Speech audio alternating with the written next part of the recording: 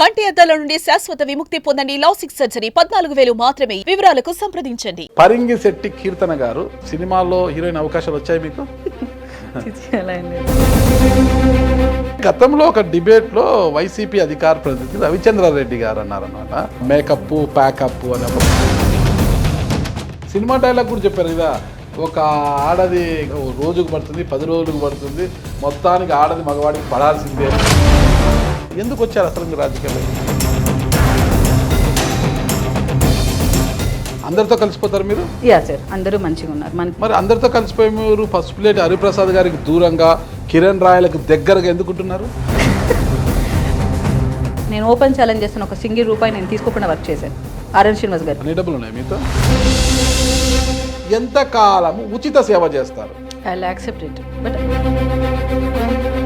భవిష్యత్తులో ఎమ్మెల్యేగా పోటీ చేయాలంటే ఎక్కడ కారు పెడతారు మీరు? రోజా గారి మీదే పోటీ చేయాలనుకుంటాను. మీరు బాగా ఫోకస్ అవుతారనేసి. అట్లయితే నా ప్రాంతం కడప, పులివెందులలో పోటీ చేసి ఇంకా జగన్ గారి పైన పోటీ చేస్తానని చెప్పచ్చు కదా, నేను ఇంకా famous. Welcome to Suman TV. నేను మీ నాగరాజ్ బైర్శెట్టిని. ఈరోజు ఈ ప్రోగ్రామ్ మనకు స్పాన్సర్ చేస్తుంది ఎకో తేజాస్ విద్యుత్ వాహనాల సంస్థ.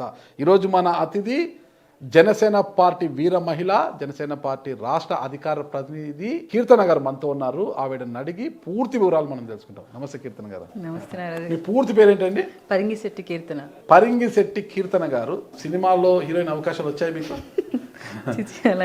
ఏం లేదా?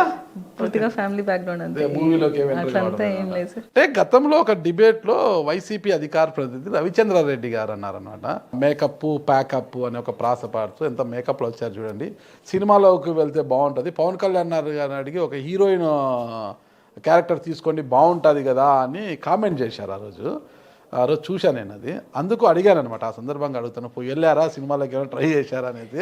దానికి బాస్ ఇచ్చిన ఆన్సర్ కూడా మీరు విన్నారు కదా, ఆల్రెడీ కంప్లైంట్ కూడా ఇమ్మన్నారు కదా మమ్మల్ని. నన్ను పిలిపించి సార్ వెంటనే కంప్లైంట్ ఫైల్ చేయండి, కానీ మీరు అంత నిశ్శబ్దంగా ఆ డిబేట్ని కంటిన్యూ చేసిన విధానం నాకు బాగా నచ్చిందమ్మా, వెంటనే మీరు ట్రిగర్ అయ్యి ఒక మాట అనలేదు. అండ్ తను బహిరంగంగా నన్ను డిబేట్కి పిలిచి సారీ చెప్పారు. నేను బాస్ చెప్పారు, నన్ను పిలిచి కంప్లైంట్ ఇచ్చాను.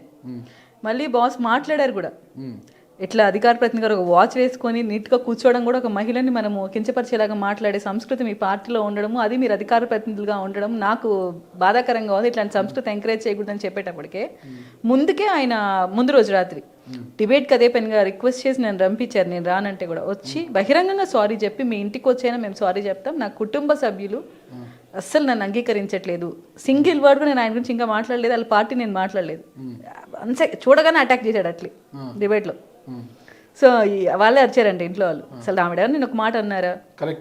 హైకమాండ్ కూడా అనిందంట, కీర్తన గారు లిబరల్గా మాట్లాడతారు, ఆమె ఎప్పుడైనా వ్యక్తిగత కామెంట్స్ చేయరు, సో ఇలాంటి మాటలు కరెక్ట్ కాదు అని ఆయనకి చెప్పారంట. సో ఆయన డిబేట్ మొత్తం అపాలజీస్ చెప్తూ, నేను ఏ ప్లాట్ఫామ్కి వచ్చినా నేను చెప్పడానికి సంసిద్ధంగా ఉన్నాను, అండ్ మీ దగ్గరకు వచ్చి నేను సారీ చెప్పడానికి సంసిద్ధంగా ఉన్నాను, మీరు కంప్లైంట్ చేశారు దానికి కూడా నేను ఒబే చేస్తానని బహిరంగంగా సారీ చెప్పాడు. ఆ సమయంలో అంటే మీ యొక్క మేకప్ గురించి, మీ డ్రెస్సింగ్ గురించి, పెద్ద మేకప్ ఏం లేరు ఆ రోజు, మామూలుగా ఈ రోజు ఎలా నల్ల ఉన్నారు, ఆ మీ డ్రెస్సింగ్ గురించి మాట్లాడినప్పుడు మీ మనసు ఎలా అనిపించింది? ఇంత నీచంగా ఇంత చిల్లరగా ఎలా వీళ్ళకి ఉంది ఆలోచన అనిపించింది. కానీ నేను ఆయన్ని సెకండ్ టైం అనుకుంటా చూడడం, ఆయన నాతో ఫస్ట్ డిబేట్ కూడా చేశారంట, నాకు తెలియదు ఆ విషయం, చేశారంట గతంలో కూడా, నాకు అది గుర్తుకు లేదు. నేను ఫస్ట్ టైం ఆయన చూస్తున్నాను అనుకున్నాను, ఎవరబ్బాని మళ్ళీ ఎంక్వైరీ చేస్తే ఆ బ్లీచింగ్ పౌడర్ లో మైదా కలిపిన వ్యక్తి ఈయనే అని చెప్పారు.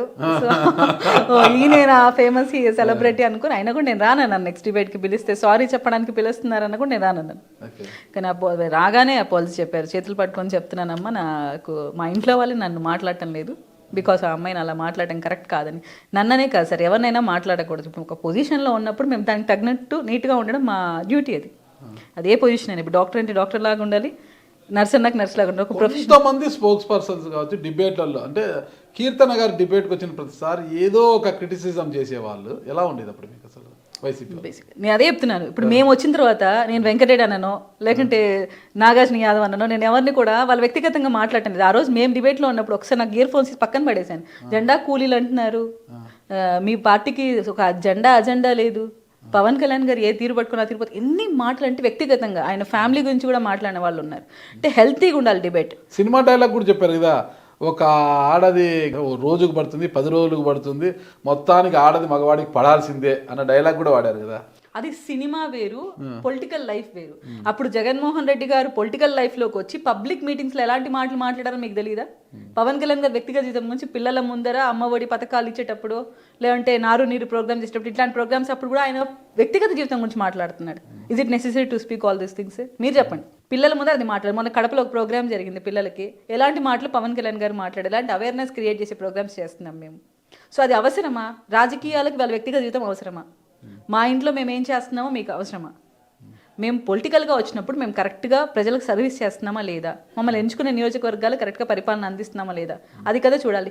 ఈ వైసీపీ గవర్నమెంట్లో ఎవరైనా ఒక సబ్జెక్ట్ మీద ఒక 10 నిమిషాలు ప్రెస్ కాన్ఫరెన్స్ హోస్ట్ చేసే ధైర్యం ఉందా? మీరు చూశారు కదా ఎన్నో ఇంటర్వ్యూస్, మీరే ఎన్నో ఇంటర్వ్యూస్లో వాళ్ళు దొరికిపోయారని కూడా మీరు గమనించారు. ఒక 10 నిమిషాలు సార్ పలానా శాఖ గురించి, పలానా నియోజకవర్గం గురించి మాట్లాడేటట్టు పెడితే ప్రెస్ మీట్ అది బాగుండేది.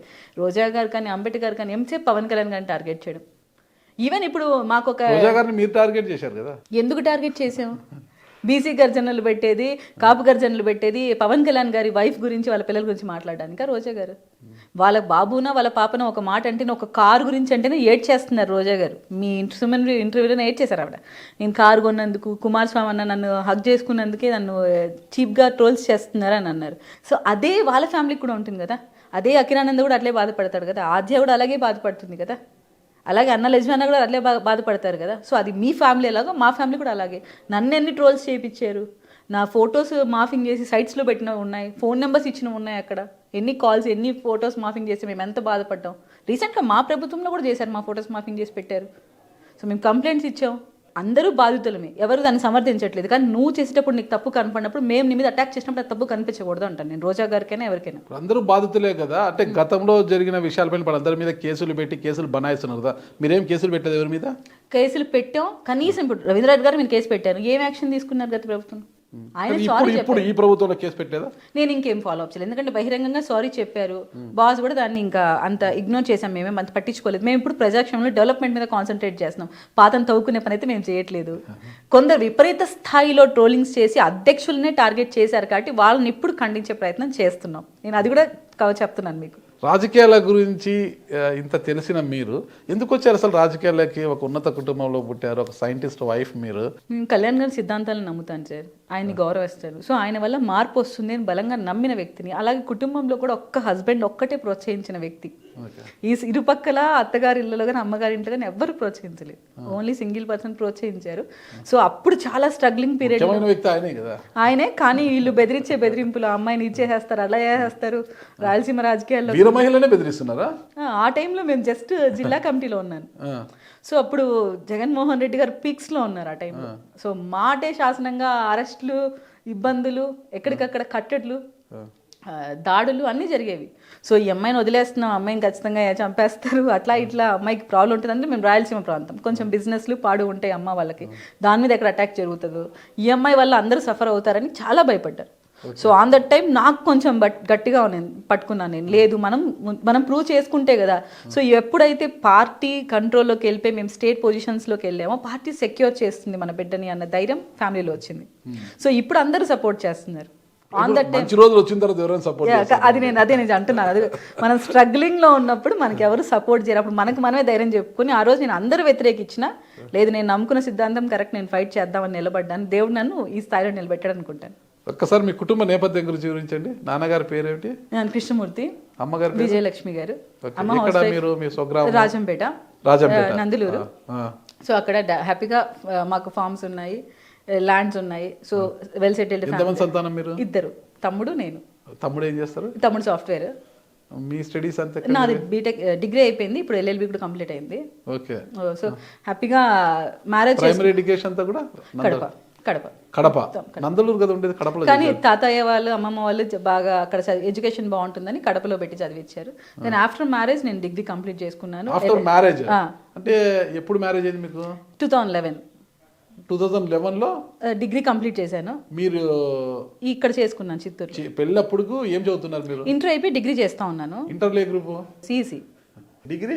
బీకామ్. బీకామ్ పాస్ అయ్యారా? అయిపోయింది సార్. బీకామ్ ఆనర్సా జనరలా? జనరల్. బీకామ్ జనరల్ చేశాను. దాంతో అమ్మాయిలంతా బైపీసీ అది చేసి ఏదో నర్సింగ్ పోలనో లేదంటే మెడిసిన్ చేయాలనో ఏజీబీఎస్ అనుకుంటారు కదా, బయట పంపి అంత థింకింగ్ అయితే ఎవరికి లేదు సార్. హ్యాపీగా మ్యారేజ్ రిచ్ ఫ్యామిలీ మీరు? అలా ఏం కాదు, వెల్ సెటిల్డ్. హ్యాపీగా మ్యారేజ్ చేసాం. ఒక సైంటిస్ట్ అబ్బాయి బాగా చూసుకుంటాడు. ఇంక మనకి ఎందుకు, మన పాప ఏం జాబ్కి వెళ్ళాలని. సైంటిస్ట్ ఇంటర్మీడియట్ అమ్మాయిని ఎందుకు పెళ్లి చేసుకున్నాడు? ఆయన డిగ్రీ చేస్తున్నాను కానీ ఆయనకు నచ్చాను, ఆయన చేసుకోవాలనుకున్నారు. నచ్చారా? ఎలా, ఎక్కడ చూసారు? పెళ్లి సంబంధాలు వచ్చినప్పుడు చూశారు. సో ఈ అమ్మాయి మాకు నచ్చింది అనుకున్నారు, కావాలని చేసుకున్నారు. ఒక సైంటిస్ట్ ఒక పీజీ చేసిన అమ్మాయి, కనీసం డిగ్రీ పాస్ అయిన అమ్మాయినో ఒక బీఎస్సీ చదివిన అమ్మాయినో కోరుకుంటాడు. ఒక సైంటిస్ట్ వచ్చి డిగ్రీ ఇంకా ఫస్ట్ ఇయర్ చదువుతున్న అమ్మాయిని ఎందుకు నచ్చాడు? అది ఆయన అడగాలి. మా ఫ్యామిలీ ప్రపోజల్ వాళ్ళు వచ్చారు, చూశారు, నాకు పాప నచ్చింది అన్నారు. వాళ్ళ ఇంట్లో కూడా ఈ అమ్మాయి కావాలనుకున్నారు, ఆ రోజు చేసుకున్నారు. హ్యాపీగా చేసాడు మీ ఆయన, నేను చేసుకుంటే అమ్మాయిని ఖచ్చితంగా ఈ అమ్మాయి కావాలని వాళ్ళు చేసుకున్నారు. నచ్చాడా లేదా? నచ్చారు సార్, చేసుకున్నాను. హ్యాపీగా లైఫ్ కంటిన్యూ అవుతుంది. ఇద్దరు సార్, ఇద్దరు పాపలు. పాప 7th, సెకండ్ పాప 3rd. ఒక పాప 7th, ఒక పాప 3rd క్లాస్. మీ హస్బెండ్ ఎక్కడ చేస్తున్నారు? ఇక్కడే గాదంకి దగ్గర ఎన్ఆర్ అని ఇక్కడ ఉంది, దాంట్లో చేస్తున్నారు. ఎస్సీగా ఉన్నారు ఇప్పుడు. మంచి లైఫ్, మంచి ఫ్యామిలీ లైఫ్, ఇవన్నీ చూసుకోకుండా రాజకీయాల్లోకి పోవాలి. ఒక పవన్ కళ్యాణ్ సిద్ధాంతాలు నచ్చితే మనం ఇంట్లో ఉండే సపోర్ట్ చేసుకోవచ్చు, ఓటు వేయచ్చు అంత. కానీ ప్రత్యక్ష రాజకీయాల్లోకి రావడము, మీడియాల్లోకి రావడము, డిబేట్లలో పాల్గొనడము, అనడము, అనిపించుకోవడము, మీరు అనకపోయినా అంటారన్నమాట ఎన్నో మాటలు. ఇవంతా పెద్ద గజిపిజి కదా. అంటే ముళ్ళకంప మీద మన చీర ఇరికించినంత ఇగ్గితే చిరిగిపోతుంది అది. అందుకే ఎందుకు ఇరికించడం ఎందుకు, ఇగ్గడం ఎందుకు అనేది లేకుండా ఎందుకు వచ్చారు అసలు మీరు రాజకీయాల్లోకి? మీరు నన్ను అంటే బిఫోర్ 2019 ముందు అయితే నేను ఓన్లీ సోషల్ మీడియా క్యాంపెయిన్ గానే ఉన్నాను పార్టీకి. నా వాయిస్ ద్వారా వీడియోస్ మాట్లాడడము, సబ్జెక్ట్ ద్వారా మాట్లాడుకోవడం, అంతవరకే ఉన్నాను. మీరంటే నా బంధువులకి, తెలిసిన వాళ్ళని మోటివేట్ చేసుకుంటూ జనసేన పార్టీకి ఓట్ చేయమని చెప్పే ఒక్క కార్యకర్తలాగే నా మైండ్ సెట్ ఉండే. నేను ఇప్పుడు బహిరంగ మీటింగ్లకు ఎప్పుడు అటెండ్ అవ్వలేదు. ఓడిపోయిన తర్వాత పార్టీలోకి ఎంటర్ అవ్వడం, బాస్ సమక్షంలోనే ఆ రోజు ఎంటర్ అయ్యాను. ఫస్ట్ కండువా ఏం లేదు, జస్ట్ బాస్ వచ్చారు, తిరుపతికి వచ్చారు. నాకు తెలిసిన వాళ్ళ ద్వారా ఇంట్రాక్షన్ జరిగింది బాస్ తో. ఇంకా 6 నుంచి కంటిన్యూ అవుతూ వచ్చాను. మీరన్న మైండ్ సెట్ నాకు కూడా ఉండే. అంటే ఫస్ట్ ముళ్ళ కిరీటం లాగా ఉంటుంది రాజకీయం అని నాకైతే అవగాహన లేదు. ఏదో సాఫీగా ఉంటుంది అని, ఒక ప్లెయిన్ ఎన్విరాన్మెంట్ ఉంటుంది అన్న థింకింగ్ లో వచ్చాను. వన్స్ మనము కాంపిటీటర్ అవుతున్నాం అనేటప్పటికి వచ్చాయి అన్ని అవన్నీ. ఎట్లా కాంపిటీటర్ మీరు? అంటే ఎవరైతే ఉంటారో వాళ్ళకి మనం కాంపిటేటర్ అవుతాం ఆటోమేటిక్గా. సో మన వాయిస్, మన అపియరెన్స్ అక్కడ ఒక కీ రోల్ ప్లే చేస్తూ ఉంది. సో ఆటోమేటిక్గా మనకు శత్రువులు పెరుగుతారు. ఒక్కొక్క మెట్టు ఎదుగుతున్నాం. జిల్లా కమిటీకి వచ్చాం, దాని తర్వాత డిబేట్స్కి వచ్చేసాము. డిబేట్స్లో ఒక రోజుకి 7 డిబేట్స్ అటెండ్ అయ్యేంత బిజీ అయిపోయింది. దాని తర్వాత రికగ్నైజేషన్, దాని తర్వాత ఎక్కడ మీటింగ్స్ ఉన్నా పిలవడము. మనం కూడా కొంచెం ఇంట్రెస్ట్ ఎక్కువ జనసేన మీద. ఎక్కడ జెండా ఉన్నా, అది చిన్న కార్యక్రమం కాదు, పెద్ద కార్యక్రమం అని కాదు, జెండా ఉంది అంతే వెళ్ళిపోవడమే. సో ఆ మాట కూడా అనిపించేసుకున్నాను. జనసేన జెండా ఎక్కడ కీర్తన కార్యక్రమం అంతే. అంత పీక్స్కి వెళ్ళిపోయి ఆ రేంజ్లో మనం ఉన్నప్పుడు అంత ప్యాషన్ అయిపోయింది. ఎట్లా తిరిగి మనం గవర్నమెంట్ ఫామ్ చేసుకోవాలి. అంతలో కాకుండా మనకు బాస్తో కూడా చాలా మంచి ఇంట్రాక్షన్ ఉండేది, పార్టీతో కూడా మంచి ఇంట్రాక్షన్ ఉంది. చిన్న విషయం ఉన్నా కూడా వెంటనే పార్టీ స్పందించేది. అందరితో కలిసిపోతారు మీరు? యా సార్, అందరూ మంచిగా ఉన్నారు. మనకి అందరితో కలిసిపోయి మీరు ఫస్ట్ ప్లేట్ హరిప్రసాద్ గారికి దూరంగా, కిరణ్ రాయలకు దగ్గరగా ఎందుకుంటున్నారు? టోటల్ ఆపోజిట్ వర్షన్ ఇది. అసలు అది ఎప్పుడు జరగలేదు. వాళ్ళిద్దరూ ఇద్దరికి మధ్యలో ఉండి నలిగిపోయిన పాప అంటే ఎవరు కీర్తన అంటారు. అవునా? ఒకవేళ ఇద్దరు ఒకే టైంలో కార్యక్రమాలు పెట్టినా కూడా ఇద్దరి కార్యక్రమాలకు అటెండ్ అయ్యేదాన్ని. ఓకే, ఎలాగా? ఇక్కడ అక్కడ రెండు అంటే నేను ఎవరి మనిషిని కాదు, పార్టీ మనిషిని అనిపించుకోవాలి. ఒక పక్క ఇన్ఛార్జ్, ఒక పక్క జిల్లా అధ్యక్షుడు. సో ఇద్దరికి నేను వాళ్ళ ప్రోగ్రామ్స్ అటెండ్ అవ్వాలని చెప్పి ఇద్దరు ప్రోగ్రామ్స్ అటెండ్ అయ్యేదాన్ని. దాని తర్వాత కొంచెంగా నాకు పార్టీ స్ట్రక్చర్ అర్థమైన తర్వాత పార్టీకే కన్సిస్ట్ అయ్యి నేను డిబేట్స్కే ఉండేది. కిరణ్ రాయల్ గారి ముద్ర మీపై ఎక్కువ ఉంది. కిరణ్ రాయల్ గారి వర్గం ఏమి అనేది అసలు ఎవరు చెప్పరు. నేను చాలా మంది అడిగా, వాళ్ళు అంటారేమో కానీ ఎవరు ఆ మాట చెప్పరు. అసలు కిరణ్ రాయల్ గారి ముద్ర అని అవంతా ఏం మాట్లాడాల్సిన ఇది కూడా లేదు మన దగ్గర. ఎందుకంటే నేను ఎలక్షన్ టైంలో ఆర్ఎన్ శ్రీనివాస్ అనే ఆస్పిరెంట్ని మనకు ప్రకటించిన తర్వాత సెకండ్ డేనే సపోర్ట్ చేసిన వ్యక్తి నేను. ఎందుకంటే నాకు పార్టీ ఆఫీస్ ఇన్స్ట్రక్షన్స్ వచ్చాయి. లేదు, పార్టీ ఇన్స్ట్రక్షన్స్ ఉన్నాయి. అక్కడ ఏదో బ్యానర్స్ వేస్తున్నారంటే కీర్తన గారు వ్యతిరేకంగా జరుగుతోంది, ఇది కరెక్ట్ కాదు, బాస్ ఇన్స్ట్రక్షన్స్ మీద మనం ప్రతి ఒక్కరిని వర్క్ చేయాలి అని నాకు ఇన్ఫర్మేషన్ రాగానే ఫస్ట్ వాయిస్ ఇచ్చింది నేనే. వాళ్ళ దగ్గర నుంచి నన్ను రమ్మని కాల్ చేస్తే ఫస్ట్ వెళ్ళి మాట్లాడిన వ్యక్తి కూడా నేనే. సో ఆ రోజు నుంచి ఈ రోజు దాకా నేను ఓపెన్ ఛాలెంజ్ చేస్తాను, ఒక సింగిల్ రూపాయి నేను తీసుకోకుండా వర్క్ చేశాను ఆర్ఎన్ శ్రీనివాస్ గారు. డబ్బులు అని కాదు సార్, అక్కడ పార్టీలో తిరగాలన్నా డబ్బు కావాలి కదా. నా ఓన్ ఎక్స్పెండిచర్ నేను పెట్టుకున్నాను. అదే అన్ని డబ్బులు ఉన్నాయా? అన్ని డబ్బులు అవసరమైనంత వరకు చేశాను సార్. నాకు ఎంత అవసరం అంత. ఒకవేళ నాకు ఇంకా ఇబ్బంది ఉంది, నా గోల్డ్ నేను బ్యాంక్ లో పెట్టి కూడా చేశాను తప్ప. మీ ఆయన ఒప్పుకున్నారు దానికి? చెప్పాను కదా సార్, మీ ఇద్దరం పవన్ కళ్యాణ్ గారు అభిమానులే. ఓకే. సో మాకు అటువంటి వాటిలో డిఫరెన్సెస్ రావు, కానీ నాతో తిరిగే వాళ్ళకి న్యాయం చేయలేనప్పుడే నాకు కొంచెం డిఫరెన్స్ వస్తాయి ఎమ్మెల్యే గారితో, అంతవరకు తప్ప ఇంకెప్పుడు మాకు డిఫరెన్సెస్ లేవు. సో నేను ఎప్పుడైనా వెళ్ళానంటే ఇదో మా వాళ్ళకి ఇది చేయండి సార్, అంత పని చేసిన వాళ్ళకి ఇది చేయండి అని ఒక మాట అడుగుతాను తప్ప నాకు ఇది చేయండి నేను అడగలేదు. అందుకే గోల్డ్ తక్కువ ఉంది మీ మెల్ల, అంతా బ్యాంక్లో దేవుడి దయిస్తే ఏముంది లేదు సార్ అంతా. కానీ దాని తర్వాత నేను మొన్న కూడా నన్ను పార్టీ ఆఫీస్కి వెళ్ళినప్పుడు జనవానికి అప్పుడు అదే అడిగారు, ఎలా ఉంది కీర్తన గారు, బాగుంది కానీ మన వాళ్ళకి న్యాయం చేయాలి ఫస్ట్ థింగ్, అదే అడుగుతున్నాం మేము. ఎక్కడ కాంట్రవర్సీ లేదు, కిరణ్ గారి మనిషి, హరిప్రసాద్ గారి మనిషి అనేది మీరు తిరుపతికి వచ్చి తెలుస్తుంది ఎవరి మనిషి అని. ఆ అమ్మాయి సింగిల్ స్టాండ్, పార్టీ స్టాండ్ అని చెప్తారు. ఎవరి మనిషి కాదు, మీరు పార్టీ మనిషి. పార్టీ కోసం శక్తివంతంగా కూడా కృషి చేస్తున్నారు.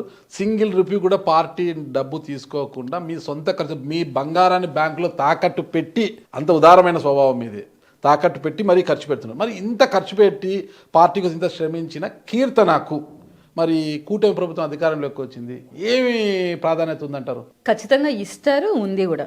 ఇప్పటికే 90% కార్పొరేషన్లు, మెయిన్ కార్పొరేషన్లను ఇచ్చేశారు. ఇక మిగిలింది ఏమీ లేవు అనమాట. ఏదో చిన్న చితక ఇవో ఉన్నాయి. ఇక ఏమి ఇస్తారని ఆశిస్తున్నారు? నారాజ్ గారు, మీరు ఒక విషయం అర్థం చేసుకోవాలి. ఫస్ట్ థింగ్, పొజిషన్స్ ఇస్తేనే పార్టీ గౌరవం ఇచ్చిందని కాదు. ఆల్రెడీ పొజిషన్ ఇచ్చారు కాబట్టి, ఇక్కడ కూర్చోబెట్టాం కాబట్టి మీరు మమ్మల్ని ఇంటర్వ్యూ చేస్తారు. ఆదాయం లేని పదవులు ఎన్ని వస్తాయి లాభం? ఆదాయంతో కాదు కదా, బాస్ టీమ్ అనే మాటే ఒక ఇది కదా. సరే, ఎంతకాలం అంటూ ఇప్పుడు చదువుకుంటుంటాం, చదువుకునే సమయం వరకు మనకు ఆదాయంతో పనిలే, మనకు చదువే ముఖ్యము. చదువుకున్న తర్వాత ఆదాయం కోసం ఆలోచించే ఉద్యోగం వచ్చిన తర్వాత ఆదాయం అనేది ఆలోచిస్తాము. ఫస్ట్ చదువుకోవాలి. ఫస్ట్ మనము చదువుకునేది ఎందుకు? ఉద్యోగం కోసము. ఉద్యోగం ఎందుకు? సంపాదన కోసము. ఓకేనా? చదువుకున్న తర్వాత వ్యాపారం చేసిన సంపాదించవచ్చు, ఉద్యోగం చేసిన సంపాదించు, అల్టిమేట్గా సంపాదన కోసం ఎవరైనా చేసేది. కరెక్ట్ కదా? ఇప్పుడు మీరు రాజకీయాల్లోకి వచ్చారు, జీవితాంతం సేవ చేస్తుంటే కాదు కదా. రాజకీయాల్లోకి వచ్చిన తర్వాత మీకు ఒక పదవి ద్వారా వచ్చే సంపాదన, ఆ సంపాదనతో మిమ్మల్ని నమ్ముకున్న 10గురికి మేలు చేయాలన్న ఆలోచన, ఇవన్నీ ఉంటాయన్నమాట. నాకు సంపాదన, నాకు పదవులే అవసరం లేదు, బాస్ చెప్పాడు నేను చేస్తానంటే ఎంతకాలము ఉచిత సేవ చేస్తారు? I will accept it. But మీరు ఆలోచించాల్సింది ఏంటంటే, ఇక్కడ బాస్తో ప్రయాణం, మీరు ఆయనతో ప్రయాణం చేస్తున్నప్పుడు ఆయన ప్రజల కోసం చేస్తున్న ఇంటెన్షన్తో ఉన్నాడు. మనకేమైనా చేయాలన్న ఇంటెన్షన్ ఇప్పుడు ప్రస్తుతం ఆయన ఉన్న సిచ్యువేషన్లో లేదు. మీరు రాష్ట్రం ఎలా ఉందో మీరు గమనిస్తున్నారు. ఆయన జనవరి తర్వాత కొంచెం ఫ్రీ అవుతారు. దాని తర్వాత ఎవరికి ఏం పొజిషన్స్ వేయాలో మాట్లాడతారు. ఆల్రెడీ నేను బాస్ ప్రమాణ స్వీకారం అయిన తర్వాత కలిసాను పిఠాపురంలో. అప్పుడు నాకే ఆయన చెప్పారు, మేడం మీరు చెప్పండి కీర్తన గారు, మీకు ఏ శాఖలో ఇంట్రెస్ట్ ఉంది, ఏం చేయాలనుకుంటున్నారు, అంటే దేంట్లో తీసుకోవాలనుకుంటున్నారు మీరు పొజిషన్స్, ఏది తీసుకుంటే మీకు బాగా చేయగలుగుతాను అన్నప్పుడు నేను ఏమన్నానంటే, అవసరం లేదు సార్, మీకు ఏది నచ్చితే అది ఇవ్వండి. సో నా డిపార్ట్మెంట్స్లో చెప్పండి అని కూడా అడిగాను.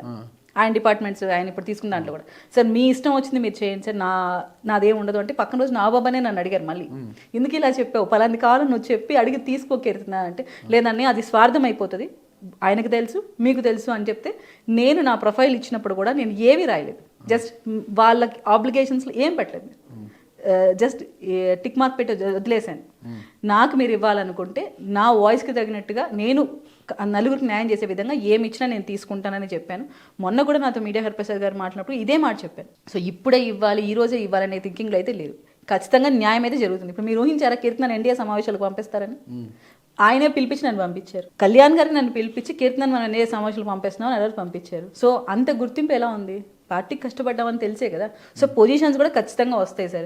మనం ఆ కంగారులో ఏమైనా మిస్టేక్స్ చేస్తామేమో కానీ ఖచ్చితంగా అందరికీ పొజిషన్స్ అనేవి ఉంటాయి. మనం తొందరపడి ఏమన్నా తప్పటడుగులు వేయకూడదు ఇప్పుడు ఈ టైంలో మాత్రం. ఎందుకంటే మనం అధికారంలో ఉన్న ప్రతి ఒక్కరి కళ్ళు మనపైనే ఉంటాయి కాబట్టి నిదానంగా ఓపికగా చేసుకుందాం. డబ్బు అంతిమ లక్ష్యం కాదు, పదవి అంతిమ లక్ష్యం కాదు. ప్రజల సర్వీస్ చేస్తుంటే ఆటోమేటిక్గా ఏదో ఒక రోజు గుర్తింపు వస్తుంది. కీర్తన గారి యొక్క ప్రస్థానము అన్నమయ్య జిల్లాలో స్టార్ట్ అయ్యి అత్తగారిల్లు చిత్తూరుకు వచ్చింది. చిత్తూరు నుంచి ఉద్యోగరీత్యా భర్త తిరుపతి జిల్లా బాలాజీ జిల్లాలో కాపురం ఉన్నారు. భవిష్యత్తులో ఎమ్మెల్యేగా పోటీ చేయాలంటే ఎక్కడ కాడు పెడతారు మీరు? అసలు అంత దాకా మేమైతే ఊహించలేదు సార్. జస్ట్ ఇప్పటి వరకు రాజకీయంగా మనం ఒక సుస్థిరమైన స్థానంలో ఉన్నాం. దాన్ని పదిలం చేసుకుంటూ మనతో ఉన్న వాళ్ళకి న్యాయం చేయాలన్న ఇంటెన్షన్లోనే ఉన్నాను. బాస్ సిద్ధాంతాలకు అనుగుణంగా పనిచేస్తున్నాను. ఫ్యూచర్లో బాస్ అవకాశం ఇస్తే ముందు మనం ప్రణాళిక కూడా వేసుకోవాలి కదా. ఆయన అడిగేటప్పటికి మనం ఒక కంప్లీట్ స్ట్రక్చర్ పెట్టుకోవాలి. దాని దగ్గర ఆర్థికంగా మనం స్థిరపడాలి. అక్కడ ఉన్న క్యాడర్ని మనం మమేకం చేసుకుని పోవాలి. ఆ తర్వాత ఆలోచిస్తాను. బట్ నాకైతే రోజా గారి మీద ప్రత్యేకమైన ప్రేమ. సో ఫ్యూచర్లో ఒకవేళ ఛాన్స్ ఉంటే రోజా గారి మీదే పోటీ చేయాలనుకుంటాను. రోజా గారి మీద అవకాశం వస్తే రోజా గారే ఇక్కడ ఏపీ రాజకీయాలు వద్దని తమిళనాడుకు పోతుంటే మీరు తమిళనాడుకు పోతారా ఏంటి? ఆమె అదృష్టం బాగుండి వెళ్ళిపోతే మాకు తెలియదు కానీ ఆమె ఏపీ రాజకీయాల్లో ఉంటే మాత్రం నేను అడిగే ఏకైక కోరిక అదే ఉంటది. నగరిలో జగన్మోహన్ రెడ్డి గారి మీద అభిమానంతో ఇక్కడే ఉండి మళ్ళా నగరిలో పోటీ చేసి మీకే టికెట్ ఇస్తే డిపాజిట్ అని వస్తుందా మీకు? ఈ రోజు రాకపోవచ్చు, మనం కష్టపడి అక్కడ ప్లాట్ఫామ్ క్రియేట్ చేస్తే రోజాకి 1000 ఓట్లతో గెలిచింది. ఆమె పెద్దేమి రోజా గారు ఏం పెద్ద స్టాండర్డ్స్ పెట్టి అక్కడే ప్రజల్ని మమేకం చేసుకొని తిరిగి ప్రచారాలు చేసింది లేదు. కుమారస్వామి నాయుడు గారు అక్కడ అంతా డీల్ చేసేది. రోజా గారి మీద పోటీ చేస్తే మీ అటెన్షన్, మీపై అటెన్షన్ పెరుగుతుంది, మీరు బాగా ఫోకస్ అవుతారనేసనా? అట్లయితే నా ప్రాంతం కడప పులివెందులలో పోటీ చేసి ఇంకా జగన్ గారి పైన పోటీ చేస్తానని చెప్పొచ్చు కదా నేను. Okay okay okay. నాది కడప ప్రాంతం, నేను రాయలసీమ బిడ్డనే, జగన్ గారి పైన పోటీ చేస్తా, ఇంకా నాకు ఇంకా ఫేమ్ వస్తుంది. అంటే ఇవ్వాలి కదా పార్టీ అధినాయకుడు జగన్ గారి మీద పోటీ. ఒక మహిళగా అడుగుతుంది సార్, అప్పుడు ఎట్లుంటది ఇక్కడ చరిష్మా మీకు? మహిళ జగన్ పైన పోటీకి వస్తుందంటే మీకు నేను అట్లా నిజంగానే ఫేమ్ కోసం చేయాలంటే జగన్ గారికి ఆయన పోటీ చేస్తానని చెప్తాను కదా. రోజా గారి మీద ఎందుకు అంత ప్రేమ వల్ల మీకు? సార్ మా జిల్లా సార్, మా జిల్లాలో జరుగుతున్న అఘాయిత్యాల పైన ఎంత నోరిప్పి మాట్లాడుతుందో మీకు తెలుసు. మా జిల్లాలో ఏం టూరిజం డెవలప్మెంట్ చేసిందో మీకు తెలుసు. సో ఆమె ఇన్నేళ్లలో మా మహిళల పక్షాన మేము చేసిన కంప్లైంట్ల పైన కానీ ఏ రోజన్నా ఒక రోజైనా స్పందించిందా?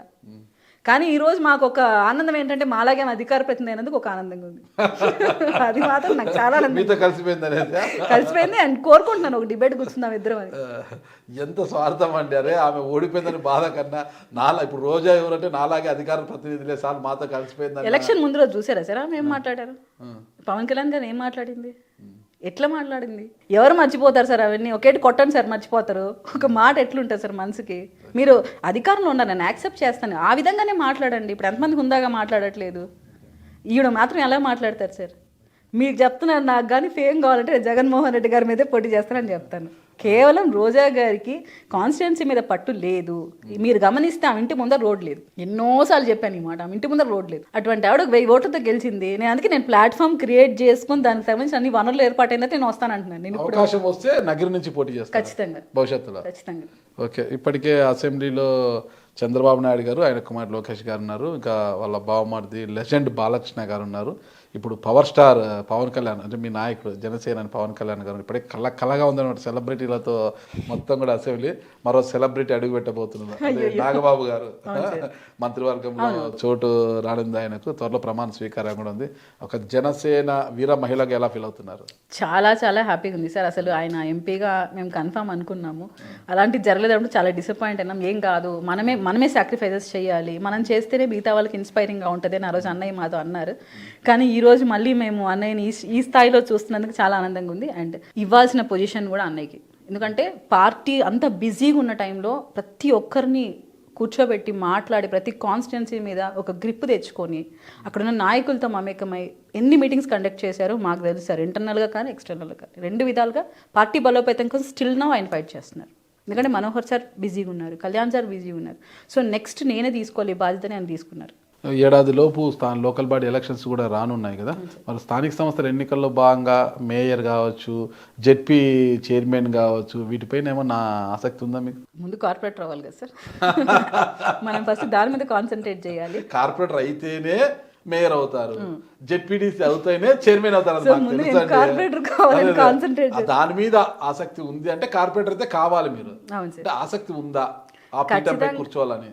అలా అయితే థింకింగ్ చేయట్లేదు సార్. జస్ట్ మాకు ఈ మంత్ ఎండింగ్ లోపల పొజిషన్స్ డిక్లరేషన్ ఉంది. సో పార్టీ పదవులు ఇప్పుడు ఆల్రెడీ ఉన్నారు కదా పార్టీ పదవులు అధికార ప్రతినిధిగా. అంటే పార్టీ పదవులు అంటే ఇంకా కొంచెం యాడ్ అవుతాయి, కొన్ని పదవులు కొన్ని ఫిల్ చేస్తారు. అలాగే ప్రభుత్వ పదవులు కూడా వస్తున్నాయి, అవి కూడా ఉన్నాయి. సంక్రాంతి లోపల లిస్ట్ ఉంది, అవన్నీ అవనివ్వండి. మొత్తం అన్ని ఫిల్ అయిన తర్వాత ఎవరు మిగులుతారో వాళ్ళు దానికి పోటీ పడినివ్వండి. అందరూ ఒకే జాబితాలో మీరు ఉండే అవకాశం ఉందా? బై గాడ్స్ గ్రేస్, అంతే కదా సార్, ఏం చెప్పలేము. ఓవరాల్ గా జనసేన వీర మహిళగా ఉన్నందుకు ఎలా ఫీల్ అవుతున్నారు? ఖచ్చితంగా చాలా హ్యాపీగా ఉంటుంది కదా సార్. ఎన్ని స్ట్రగుల్స్ పడ్డా, ఎన్ని కష్టం ఒడిదుడుకులు పడ్డా అవన్నీ ఎవరికి కనపడదు. ఈరోజు సక్సెస్ కనపడుతుంది, కానీ దీని వెనకాల ఎన్ని స్ట్రగుల్స్ పడ్డామో మాకు తెలుస్తూ ఉంటుంది. సో ఖచ్చితంగా గర్వము, ఆనందము. నిజంగా మనం ఈ స్థాయిలో నిలబెట్టిన పార్టీ గొప్పది. ఎంతో మంది కష్టపడుతున్నారు. ఈ విధంగా ప్రోత్సహించిన మీ భర్త గొప్పవారు కాదు? ఖచ్చితంగా సార్. ఒకనొక స్టేజ్లో ఆయన కూడా భయపడ్డాడు, నిజంగానే చాలా సీరియస్ అవుతుందేమో ఇష్యూస్, ఇంత చుట్టుముట్టేస్తున్నాయి అన్నప్పుడు ఆయన కూడా కొంచెం భయపడ్డారు. ఆ టైంలో కూడా పార్టీ మేము ఉన్నామని సపోర్ట్ ఇచ్చింది, ఎస్పెషల్లీ కళ్యాణ్ గారు. నేను ఫస్ట్ మాట్లాడినప్పుడు కళ్యాణ్ గారు, కీర్తన గారు మీకు మరీ అంత ఇబ్బంది ఉన్నప్పుడు మీరు తగ్గండి, మీకు మరీ ఇబ్బంది ఉన్నప్పుడు ముందుకు వెళ్ళకండి అని కూడా చెప్పారు. వేరే ఏ పార్టీలో ఏం కదమ్మా చూసుకొని వెళ్ళండి, కొట్లాడండి, చేసుకోండి అంటారు. వీర మహిళగా అధికార ప్రతినిధిగా పార్టీకి న్యాయం చేస్తున్నారు, ఓకేనా? ఒక భార్యగా భర్తకు పిల్లలకి ఏ విధంగా న్యాయం చేస్తున్నారు? ఖచ్చితంగా న్యాయం చేస్తున్నానని చెప్తాను సార్. నేను ఎక్కడికైనా వెళ్తున్నానంటే ముందే అంత ఎన్రోల్మెంట్ క్రియేట్ చేసి వాళ్ళకి అనుకూలంగా పెట్టే వెళ్తాను. పాప కూడా చాలా బాగా చదువుకుంటారు, ఇద్దరు డాన్స్ కల్చరల్ యాక్టివిటీస్ చేస్తారు. సో సింగింగ్ ఉంది ఇంట్రెస్ట్, వాళ్ళు అది కూడా నేర్చుకుంటున్నారు. పిల్లలకి ఎక్కడ ఆయనకు కానీ అత్తమ్మకి కానీ ఎక్కడ లోటు లేకుండానే మేనేజ్ చేస్తున్నాను. ఇప్పుడైనా కొంచెం రెస్ట్ తీసుకుంటున్నాను, కానీ ముందు రెండు పక్కల వర్క్ చేస్తారా? పక్క చేస్తాను సార్. మీకు కూడా వస్తే రాయలసీమ రుచులు కూడా చూపిస్తాం. ఏదో పార్టీ మీటింగ్ లో బియ్యము బేలాడ పెట్టిపోతారా? చిచ్చి పర్లేదు సార్, మరి బెస్ట్ కుక్ అని చెప్పకుండా ఓకే మా రాయలసీమ వరకు బాగా చేసుకుంటాం. బెస్ట్ వైఫ్ అని పిలుచుకోండి, బెస్ట్ కుక్ వద్దండి, బెస్ట్ వైఫ్. ఖచ్చితంగా సార్, మీరు మా వారితో మాడితే ఇంకా బాగా చెప్తారు. ఓకే, ఖచ్చితంగా. మీ వారి నంబర్ ఇవ్వండి.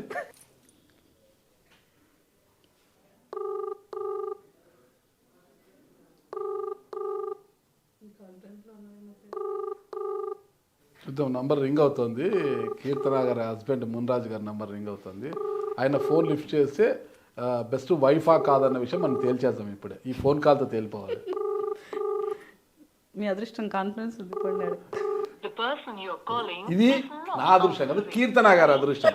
ఆయన ఫోన్ లిఫ్ట్ చేయలేదు, కీర్తన గారి అదృష్టం. కానీ ఆయన ఫోన్ లిఫ్ట్ చేసి ఉంటే తెలిసిపోయేది బెస్ట్ వైఫా కాదు. బెస్ట్ వీర మహిళ అంతవరకు ఓకే, కానీ బెస్ట్ వైఫా కాదని చెప్పాలి అంటే మాత్రము ఆయన చెప్పాలి, మున్రాజు గారు చెప్పాలి. కాబట్టి సరే, మరొక ఇంటర్వ్యూలో చూద్దాం. ఖచ్చితంగా మీరు పార్టీలో ఒక మంచి వీర మహిళగా పేరు తెచ్చుకున్నారు, ఒక బెస్ట్ వైఫ్గా కూడా పేరు తెచ్చుకొని ఉంటారనేసి నేను ఆశిస్తాను. భవిష్యత్తులో మీరు ఒక అధికార ప్రతినిధే కాకోకుండా ఒక ఉన్నత స్థాయి పదవులు పొందాలనేసి ఆ దేవదేవుడు, అంటే కలియుగ దైవ వెంకటేశ్వర స్వామి పాదాల చెంతనే మీరు ఉన్నారు కాబట్టి ఆ దేవదేవుని యొక్క ఆశీర్వాదాలు మీపై ఉండాలని కోరుకుంటానండి. థ్యాంక్ యూ కీర్తన గారు, నమస్తే. Thank you so much sir.